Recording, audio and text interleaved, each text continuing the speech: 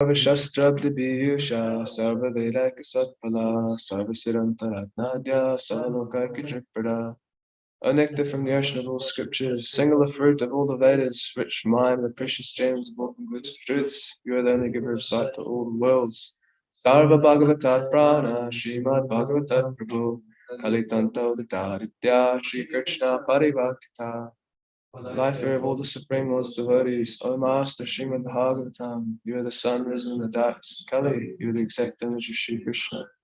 Paramananda Padaya, Prema Bhakshakshayate, Sahara Savasangaya, Shri Krishna Namaste. I bow down to you, who supremely blessed truly, your every syllable falls down in front of Prema.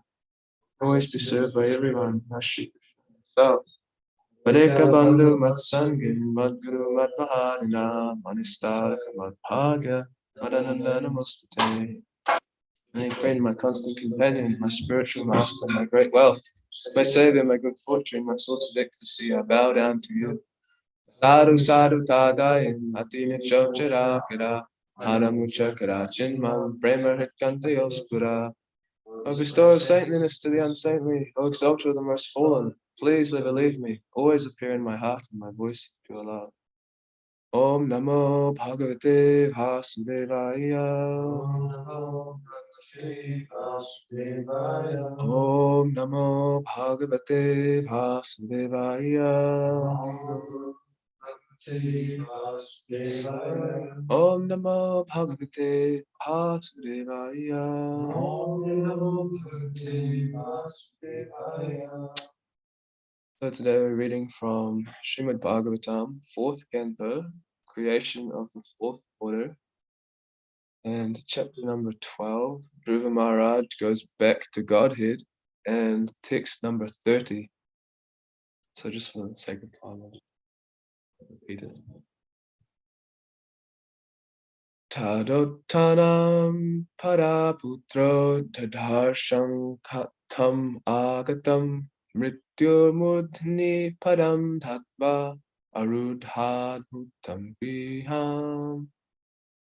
Synonyms: tada, then, Uttanupada, of King Uttanapad, Putra, son, Dadharsha, could see, Antakam, death personified, Agatam, approached him, Mrityo, Murdhini, on the head of death, Padam, feet, Dattva, placing, Aruroha,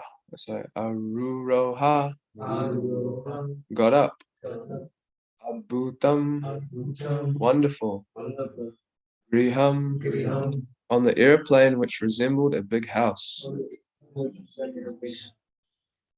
Translation and purport by His Divine Grace A.C. Bhaktivedanta Swami Maharaj, Srila Prabhupada Ki Jai. When Dhruva Maharaj was attempting to get on the transcendental plane, he saw death personified approach him. Not caring for death, however, he took advantage of the opportunity to put his feet on the head of death, and thus he got up on the airplane, which was as big as a house. Purport: to take the passing away of a devotee and the passing away of a non-devotee as one and the same is completely misleading. While ascending the transcendental airplane, Dhruva Maharaj suddenly saw death personified before him, but he was not afraid. Instead of death's giving him trouble, Dhruva Maharaj took advantage of death's presence and put his feet on the head of death. People with a poor fund of knowledge do not know the difference between the death of a devotee and the death of a non-devotee. In this connection, an example can be given. A cat carries its kittens in its mouth, and it also catches a rat in its mouth. Superficially, the catching of the rat and kitten appear to be one and the same, but actually they are not. When the cat catches the rat in its mouth, it means death for the rat. Whereas when the cat catches the kitten enjoys it. When Dhruva Maharaj boarded the airplane, he took advantage of the arrival of death personified, who came to offer him obeisances. Putting his feet on the head of death, he got up on the unique airplane, which is described here to be as big as a house, griham. There are many other similar instances in Bhagavat literature. It is stated that when Dharma Muni created an airplane to carry his wife, Devahuti, all over the universe, the airplane was like a big city, carrying many houses, lakes, and gardens. Modern scientists have manufactured big airplanes, but they are packed with passengers who experience all sorts of discomforts while riding in them. Material scientists are not even perfect in manufacturing a material airplane. In order to compare the plane used by Kadama Muni or the plane sent from Vishnu Loka, they must manufacture an airplane equipped like a big city with all the comforts of life, lakes, gardens, parks, etc. Their plane must be able to fly out of space and hover and visit all other planets.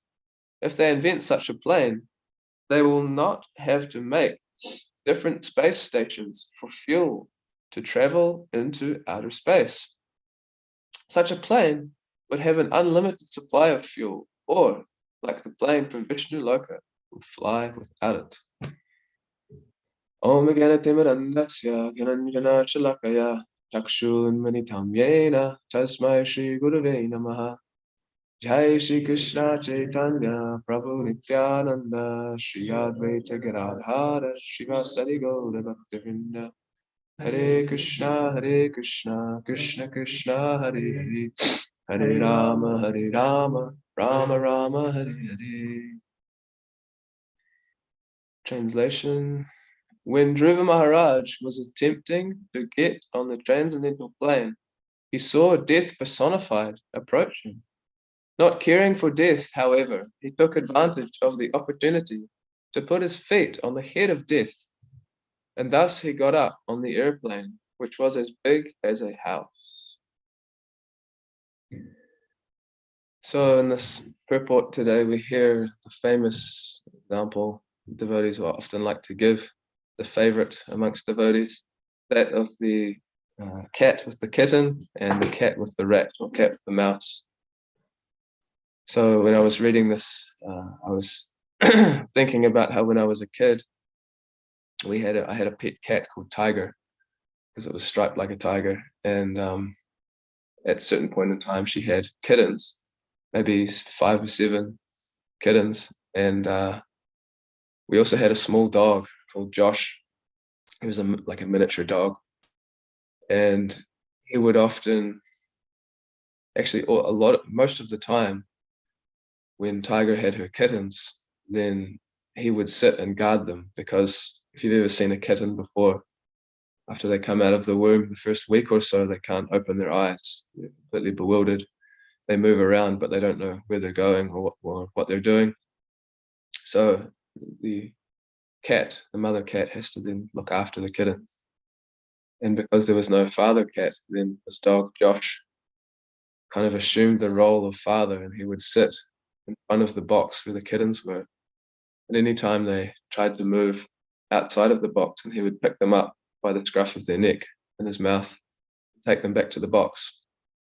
And the cat would also do, Tiger, the cat would also do a similar thing. And I remember as a young kid watching this and thinking how interesting it was that, first of all, although he was a dog, Josh, he was very affectionate towards these little kittens. So same with the cat. But on the other hand, we see when a cat wants to catch a mouse, like out the back of the ashram here in Papatoe, there's a few stray cats who wander around the neighborhood, and sometimes they're in our backyard. And out of affection for us, then they'll bring us a mouse and put it on the doorstep. So often you see the cat walking around with a mouse in its mouth, and you can see that the mouse probably died out of terror. Often there's no wound actually to the mouse, but just the terror of being caught in the jaws of this cat is so horrifying that the mouse will leave its body. But on the other hand, you see the kitten is very comfortable, feels at home, and has no worries. So this comparison is given It's a very perfect comparison, actually, for the death of a devotee and the death of a non-devotee. For a non-devotee, their experience of life is completely the opposite of that of a devotee. As we hear Krishna explain in the second chapter of Bhagavad Gita, Yanisha Sarvabhutanam, Tasyam Jagati Samyami, Yasyam Jagati Bhutani, Sanisha Pashchito Mune. So there he explains that what is night for all beings is the time of awakening for the self-controlled Samyami. And the time of awakening for all beings is night for the introspective sage. So for the introspective sage, for the person who's introspective about life, who is trying to understand who they are, where they come from, what the purpose of this material existence is, then their experience of life is completely different to that person who's just trying to enjoy the material world. Even in a, even as that verse says, what is night for one is day for the other, even we see that practically speaking when we were living in Hamilton for a certain period of time in Hood Street. Often on a Saturday morning or a Sunday morning, we would have Mangalati, so we'd take turns to go and pick flowers for the Mangalati. And I would leave the ashram at 4 or 4:30 in the morning to go and get some flowers, and you walk straight out onto Hood Street, which is like the central where all the bars are and clubs and things. And often people are still out, or they're just getting their ride home, getting their taxi home, getting their Uber home, or just getting their last meal before they go to sleep. And they've just finished partying and dancing. And here the devotees are, just waking up, taking a shower, and they're about to start partying and dancing in Mangalati while everyone else is just about to go to bed. So even just in a practical sense, we see that their day is literally our night, and our night is literally their day. But in a deeper sense, also we see that their experience is completely different to that of a devotee, especially the experience of death, because human life is basically meant for learning how to die properly. So why is it that death for a non-devotee is so different to that of a devotee? Because a devotee leaves this world very happily. Many examples of that in Bhagavatam. Vritrasura couldn't wait for Indra to kill him. He was encouraging him, faster, hurry up, you've already cut off my arms, just finish me off. Because when I die, I go back to Godhead. So he was eager to leave this body. But for the non-devotee, then they'll try their best to stay within this world, even though their body may be completely sick or immobile, still they'll cling on to this world. So why is that? Because they're fearful of having to leave behind them the identity that they've created in this world. So we come to this world and we hear that the purpose of life is to enjoy this material world.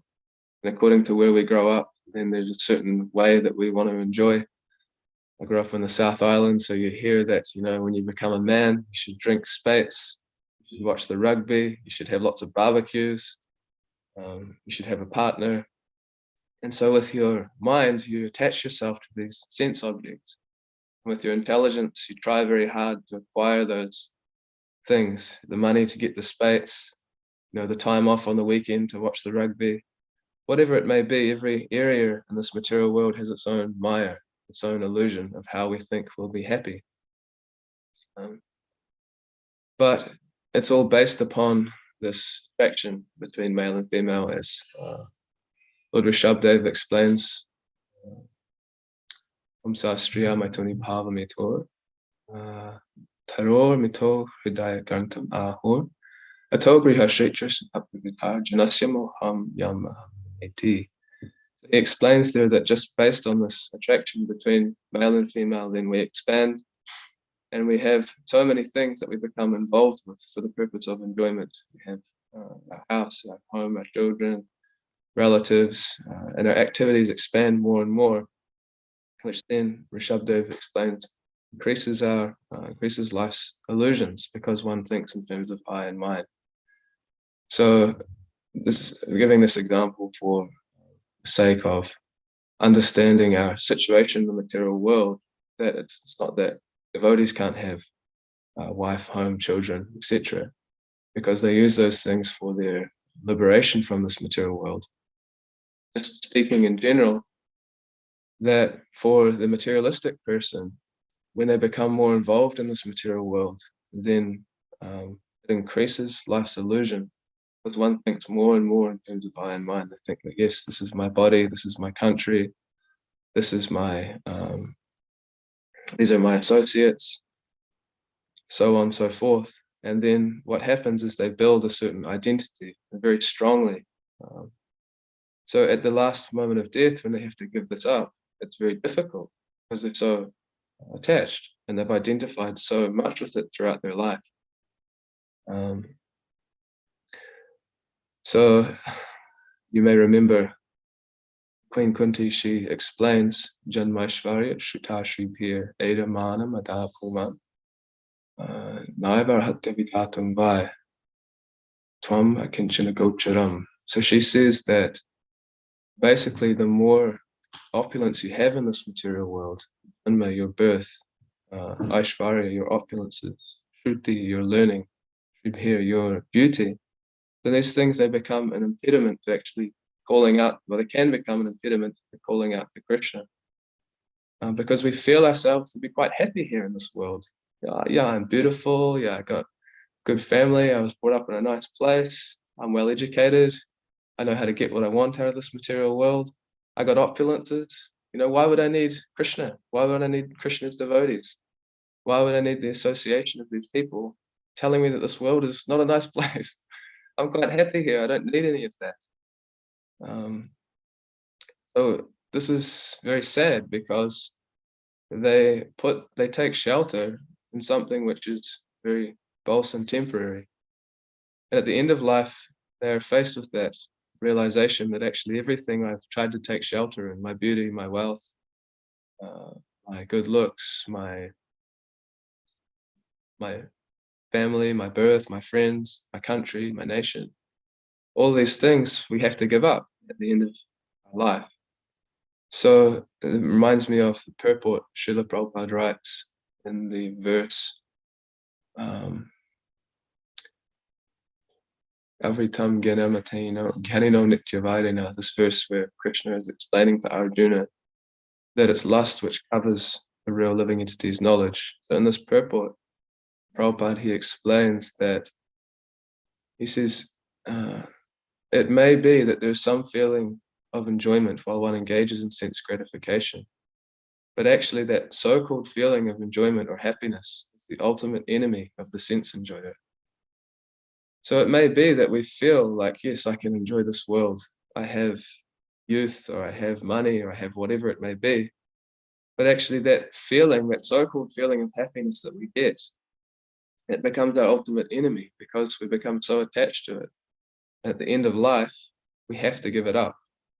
And instead of thinking of Krishna, then we're thinking of material sense gratification. So therefore, death is a very fearful situation for the non-devotee because everything they've had, they're having to give away involuntarily. Just like sometimes you may be talking about this, you may be trying to explain some of the philosophy of Krishna consciousness to a non-devotee, and you may get to this point, and they may say to you, well, I'm not afraid of death. I don't mind having to die. One time my mother, in my beginning of Krishna consciousness, I was trying to preach to her. Like I think some devotees often make that mistake in the beginning, being a little bit, preaching a little bit too much to your family. And so my mother she kind of snapped and was like, I'm not afraid of dying, I don't mind if I have to die. So often people will say like that. But actually, if you just ask them, well, just give me your wallet, give me your car. What to speak of, give me your kids. So death is not just your wallet being taken away from you, not just your kids, not just your car, but everything you own, all of your memories, everything is being taken away. So it's a very scary situation. So that's one reason why for a devotee, for a non-devotee, it's a fearful situation. Another reason for being a fearful situation for a non-devotee is that their destination is not the brightest. As Krishna explains, there are three gates leading to Naraloka, leading to hell. This lust, greed, and anger, and every sane person should give them up, for they lead to the degradation of the soul. So the age that we live in is drowning in lust, greed, and anger. So at the time of death, the destination naturally is not going to be a very pleasant one unless they've somehow or other come in contact with devotee. So it's not exactly a pleasant topic to think about or to talk about, but it is there in the Bhagavatam. In fact, the whole end of the 5th canto is there, very detailed. Why? So that we can, first of all, become inspired ourselves to become free from these lower qualities, but also try to inspire others to become free from these lower qualities, because we can see their destination. It's like if you can see some. I remember one time I was on a train home from Sankirtan, and I was looking at these people, and I was thinking, if I actually could see the destination that the train is taking to them, then I would want the train to stop. If I could actually see the loka that they were going, the suffering that they were going to experience. If you could actually see that, then your heart would be compelled to try to stop them. So we hear about these things not because we're pessimists or because we just like hearing about negative things, but we hear about it so that we can inspire, be encouraged ourselves, and also encourage others, become free from this material world. So, and it's a fact. We can read the Bhagavatam and hear about these things, but even in the material world, people know these things.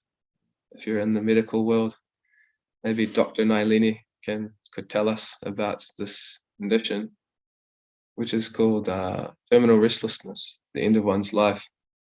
Often it's the case that patients become extremely restless and complain of all sorts of fearful situations happening to them. And so modern science just thinks that it's chemicals in the brain, and that because they're about to leave their body, then they're just hallucinating, or maybe it's past trauma coming up or something. But we know differently, that it's actually the Yamadutas coming to escort them to their next body. My mother actually, before I joined Krishna consciousness, she told me this story about her father, who I never met. He unfortunately had some child trauma or something. And so later on in life, that came out, and I don't know the details exactly what he did, but my mother told me that basically he was a bad man. When I was a kid, she told me. And she went on to explain that he actually, out of regret for his activities, he tried to commit suicide. And so he slit his wrist. And as he was beginning to lose consciousness, he actually saw in the room persons coming to get him. So he was so terrified by the sound and the form of these persons that he tried to bandage up his arm and called an ambulance, and actually managed to survive. So just an ordinary life, we have people who have experience of their transition from this world to the next, and it's not a pleasant one for most people. So for these two reasons, then our attachment to this body and mind and the false ego that we've developed, and fear of our next destination, death is not a pleasant thing for anyone in this material world, unless they are a devotee of Krishna. But why is that? Because like the materialist, they're hearing how to enjoy this world. The devotee, they're hearing who they actually are. Jivera Swarupahoy Krishnera Nityadhas Krishnera Tatashta Shakti Bheda Prakash. As Chaitanya Mahaprabhu explains, that actually eternally we're Krishnera Nityadas, we're Krishna's servant. So if we hear this, who we actually are, and then we try to act in this way, then automatically we become free from our attachment to this temporary body and mind, and we start to become attached to the spiritual reality.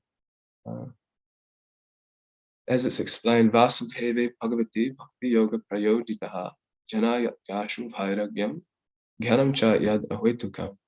First canto, Bhagavatam, it's explained there that by rendering devotional service to Krishna, automatically causeless knowledge and detachment come to the devotee. And we see that in our day-to-day life, that we may not necessarily feel like engaging in Krishna's service, but because we hear that it's the right thing to do, because we hear that our actual identity, Krishna's servant, not Maya's servant, then we engage in devotional service, and we develop more knowledge in the sense that we become enthusiastic about being Krishna's servant. We actually see this is quite nice.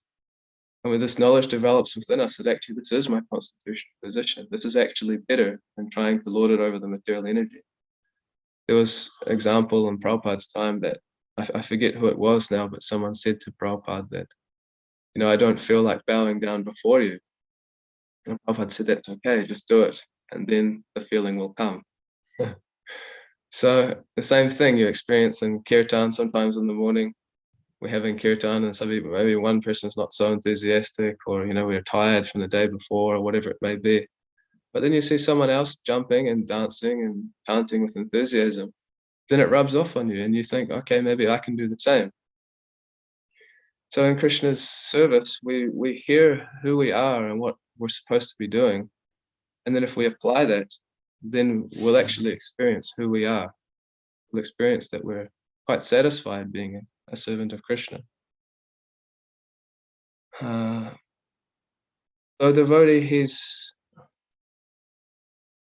I actually get this, because basically everything in ISKCON that Prabhupada's given us, our morning program, the Bhagavatam class, the Guru Puja, the taking of Prasadam, the reading of his books, distribution of his books, the Harinam, it's all meant to help us remember who we actually are, the tilak that we wear on our face, the dhoti or the sari that we wear.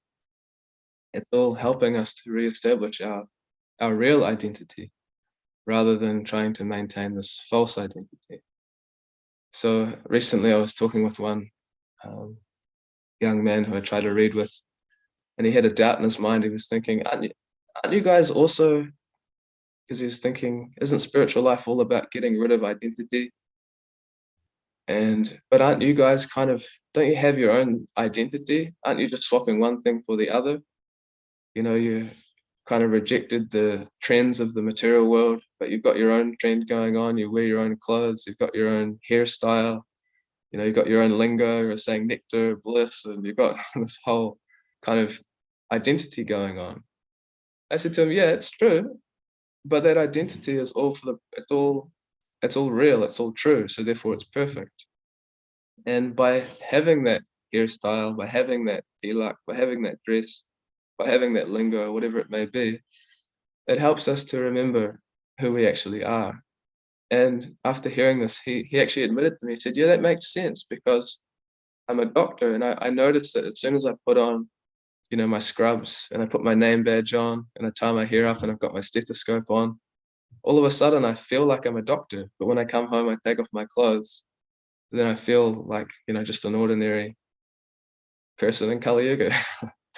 So he was explaining to me that, yeah, actually that makes a lot of sense. And I was thinking, yeah, it's true that all of these activities within Krishna consciousness, they're there to help us remember who we are and remind others who they are also. So for the devotee, then, because they've spent their life identifying as Krishna's servant, then at the time of death, there's no difficulty for them, because what is their next destination? It's a destination where they can serve Krishna. And what is their next identity? It's the same identity that they've been cultivating. It's a servant of Krishna. So there's no fear for them. And we see this in so many examples in Bhagavatam. Just yesterday, I was reading the passing away of Bhishma Dev. And it's such a dramatic story how Bhishma Dev, to tell the whole story, you have to tell the Mahabharata, but to give it in very brief, then he basically was destined to be killed by Shikandi. So Arjuna was behind Shikandi, firing arrows at Bhishma Dev.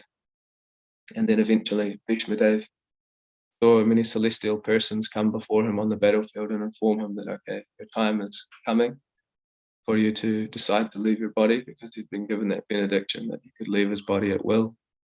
So he put up one last fight against Arjuna, but he couldn't hit Arjuna because he denied to fight with Shikandi, who Arjuna was standing behind. So eventually he was worn down. So many arrows, it said that you couldn't even fit 2 fingers in between one arrow to the next arrow. His body was completely filled. So he fell down in an auspicious way from his chariot with his head facing east, I believe. And he was lying on the battlefield waiting for his time of death. And everyone seeing this, including Duryodhana and all the Pandavas, became very upset, except for Bhima, who was somewhat jolly because he knew, okay, now we can defeat the Kauravas. But Arjuna was very sober, seeing his dear grandfather and teacher on his deathbed. So he, amongst all the other Pandavas and great warriors, and actually many great sages, you read that, Sita, Devala, Vyas, all these personalities, they're all there at Bhishma's side. And Bhishma says to Yudhisthira that the Supreme Lord Krishna, he's impartial by nature, but because of my devotion to him, then he's come before me at the last phase of my life. And he's explaining to Maharaj Yudhisthira and the Pandavas, don't worry, all this is happening by the will of providence, and now you must accept your duty, become the king of the world after I pass away and win the war. And then he explains that for one who has spent their life thinking about the Supreme Personality of Godhead, then at that time of death, then Krishna comes before him and releases him from all fruitive bondage, and he can go back to the spiritual world. So Bhishma Dev is completely peaceful, knowing his next destination, based on the identity that he'd had throughout his whole life as a servant of Krishna.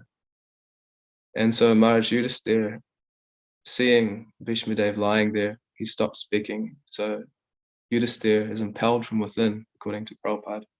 This purports, he asks Bhishma Dev, can you please explain to me what is the principle of real human life? And Prabhupada explains in the purport that Yudhisthira Maharaj, he was impelled within to ask this of Bhishma Dev, because Krishna, although Bhishma Dev was not in a situation to talk, he was on his deathbed. Yudhisthira was inspired to do this because Krishna wanted to show that in any phase of life, a devotee is willing and capable of speaking about the real purpose of life, the real goal of life, how to actually live properly. And so he wanted to show that Bhishma Dev, although on his deathbed, although filled with arrows, was still in completely perfect consciousness and able to explain the higher realities of life. So it's quite, as I was reading this, I was thinking this is quite amazing, because this is Srila Prabhupada explaining this in the first canto. And then we know he translated all the way up to the 10th canto, at which time he also left this world in what doctors describe as an inconceivable way. He had practically no fat left on his bones, so any other person would have been screaming in pain. Such an excruciating situation. But he was there speaking Bhagavatam right to the last minute of his departure from this world. So in his own purports, you can see he's living according to his own purports, the perfect Arya. So this is the fate of a devotee, that they spend their life engaged in Christian service, and then their life is auspicious, and also their leaving this world is auspicious. It explains Chaitasya Sarva Karmani Mai Sanyasya Matparaha Hri Yogam Upashicha Machita Satatam Bhava. In all activities, just depend upon me and work always under my protection. In such devotional service, be fully conscious of me. Machita Savadhargani mat prasadat tarishati tachitvam ahankaram nashoshiti ganakshiti. If you become conscious of me, you'll pass over all the obstacles of life by my grace. But if, however, you work through false ego, not hearing me, then you'll be lost. So we want to hear from Krishna. We want to work according to what Krishna is saying. And then everything, our life currently and also the leaving of this body will be auspicious. Instead of feeling the fearful jaws of the cat, we'll get the pleasant experience that the kitten gets while being taken from point A to point B. So I'll stop there, ask if there's any questions or comments or corrections, any realizations. Thank you. Hare Krishna, Prabhu, Dandavat Pranam. Hare Krishna, Prabhu. What a beautiful explanation of the two things, passing away of a devotee and the passing away non-devotee, with the great examples. And also Prabhupada gave the examples of kitten and the mouse in the mouth of cat. You explained so much with examples from Bhagavad Gita, Bhagavatam, and Chaitanya Chaitanya. It's wonderful. And the one you explained at the end is how we identify ourselves when the death is present in our in front of us, and then example of Bhishma Dev. It's nice experience. So the takeaway is, once we are in the follow of Krishna consciousness or Krishna's instruction, things will be much more easier to understand at the end of our life. Thank you, Prabhuji. Hare Krishna, Otherwise, thank it you. is very, very painful. Only we realize when we are in the right position at the deathbed. And that is the point of our test. Whatever activities we did throughout the life, that will teach you the lesson by the experience of pain and pleasure. So that's how you explain nicely. Thank you, Prabhuji. Thank you, Prabhu. Hare Krishna. Hare Krishna, Prabhu. Thank you so much for the very nice insights and nice realizations. So I especially like that when you said it's a test of whether we are how ready we are to leave our body. That is, we are not in. At least from my sake, I can say that I'm not even willing to let go of my wallet. So, so in terms of how I chose my readiness for meeting death, it's not certainly not death. So that it's a very good test what you mentioned, and also you mentioned that importance of the dress which actually gives the right mindset and the right attitude. So that also really gave me a very good lesson, actually, what you said. Thank you so much, Prabhu. Yeah, Hare Krishna. The example of a doctor that he approached to you and asked that question. When he's a doctor in dresses and he is undressed himself at home. So the difference he can realize by putting on the dress. So very nice examples. So people actually doesn't try to understand. They think that the dressing code of ISKCON is simply a dress, it's a simple color, but that's not the real thing. The real identity is the situation to make in such a way that you always try to remember Krishna. And that is the way how Prabhupada has made all these systems in place so that we never forget any moment. Thank you so much. There's a in Krishna book, I think it's the Description of Autumn, where Srila Prabhupada explains that when devotees are shaved up with sikar, tilak, and dhoti, saris, they look like they've come just from Vaikuntha. So just remembered that. Thank you for your comment.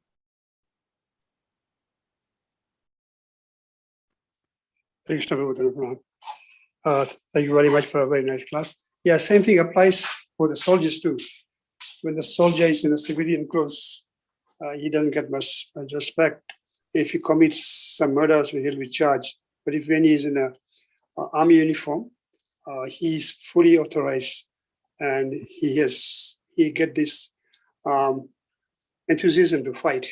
So yeah, dress makes quite a bit of difference. Thank you for that wonderful point. Thank you. We should end here. If there's any question or anything else. Anybody else got any comments, reflection? Doesn't seem to be so. Yes, Prabhu, thank you very much. And here, thank you very much for coming this morning to give a wonderful insight on this verse.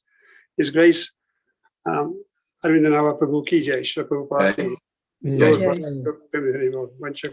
Tadusya kripa sindhu devacha patitanam pavanebhyo Vaishnavebhyo namo namah. Ananta Koti Vaishnavinda ki jai. Jai. Thank you. Hare